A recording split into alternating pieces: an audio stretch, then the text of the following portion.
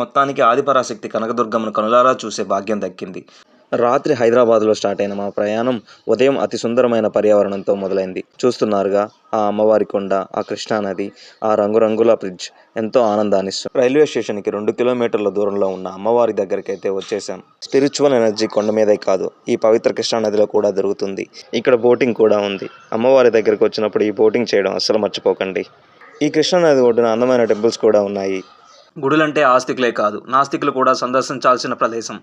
ఇక్కడ మోక్షంతో పాటు ఒక స్పిరిచువల్ ఎనర్జీ కూడా బిల్డ్ అవుతుంది. ఇదే అమ్మవారి కొండ మీదకి వెళ్ళే మెట్ల దారి. ఈ అమ్మవారి కొండ మీద నుంచి విజయవాడ మొత్తం చూడొచ్చు. ఇక్కడ అమ్మవారితో పాటు మల్లన్న స్వామి టెంపుల్ కూడా ఉంది. ఈ మల్లన్న స్వామిని చూస్తూ ఉంటే నాకు అతి సుందరుని సోదరుని తోడు ఉండగా ఆ సాంగ్ గుర్తొస్తుంది. మన యాన్షియన్ ప్రజల శిల్పకళా నైపుణ్యానికి ఎంత మెచ్చుకున్నా తక్కువే.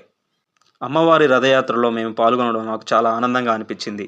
పిల్లలు దైవంతో సమానం అంటారుగా, ఈ పాపకు సహాయం చేయగలరని ఆశిస్తున్నాను.